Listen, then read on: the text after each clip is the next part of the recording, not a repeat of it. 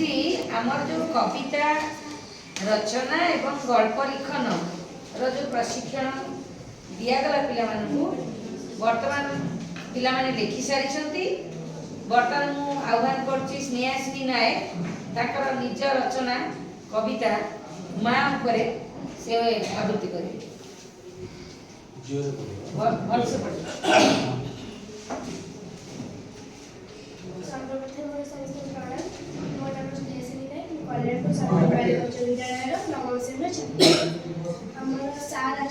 Doctor तपन Dutt sir सी आमको देते गोटे कविता आवृत्ति माँ शब्दी से किसी धाड़ी लिखी माँ विषय निज रचना कविता गोटे लिखी मुझे पढ़ा जाऊँगी। माँ बोली से गोटे अक्षर दुनिया रे सबुठार मधुर माँ परी किए से हेब अड़ी अझट को सब सहिब 10 मास 10 दिन गर्भे धरी जन्म दिए से केते कष्ट करी आमर जीवन रे थिबा अंधार माँ द्वारा होई थाए दूर माँ जीवन शिक्षा ताकू मानिले पाइब रक्षा।